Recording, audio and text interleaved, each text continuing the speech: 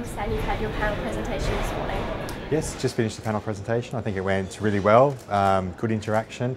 I think it was interesting that actually all the panelists seemed to agree on almost everything, so we didn't get the arguments maybe that some people might have wanted, but it was good. We all agreed on almost everything we said. And what were you chatting about?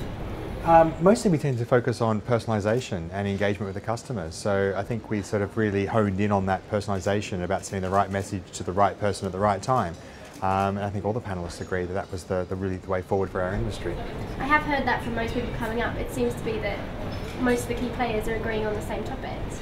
Yeah, I think, I mean, for our business, for Discount Vouchers, we've spent a lot of money investing in what we call the data project. We're going back over all of our customers, looking at their previous purchases, their likes, their interests, but also the demographic details, the ages, the gender, the income, and using that to better learn what people really want, so that we're not sending, say, bra deals to men, because that's not what they're interested in. So we're getting better, but we're a long way from getting it perfect. Yeah, so the focus seems to be for most people here about personalising the daily deal industry. I think so. I think in the daily deal industry at the moment, the big catchphrase everyone's talking about that's a negative is daily deal fatigue. And that's how many emails can you send somebody before they decide none of these offers are relevant for me, I'm going to unsubscribe. That's the last thing any business wants who prides themselves on the size of their email list. If you get unsubscribers, your business is going to go backwards. And I think that's what we're all fighting against, and personalisation seems to be the logical way to fight against that. Have you had a chance to listen to the other panel presentations?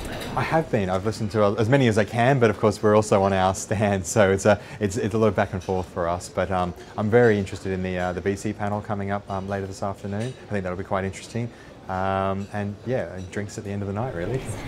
So have you found it valuable from an industry perspective just to chat and network and that sort of thing? I just think this was so needed in our industry to have something in Europe, something outside of America. I mean, we're in an industry that's been led out of the US. The US has been the trends and everything that's happened. There's been, I think, 3 previous conferences in the US. To have something here based in London that taps into the whole European market, and not just the European market. I've been speaking to people from Australia, New Zealand, other Asian countries who have looked and said, well, it's not America, it's the rest of the world now. And I think that's great for us all to get in the same place at the same time, because there's a collective interest in us defending our industry, talking up what we're able to provide for merchants. And I think it's easy for the press to get hold of a few negative stories and start to blow them out of proportion. I think as an industry we need to get around and start creating some infrastructure and some best practices that we all drive forward, and then we're all going to benefit collectively. And so what do you hope or see happening in the next 6 to 12 months for the daily deal industry? Just throwing my pen at you. Yeah.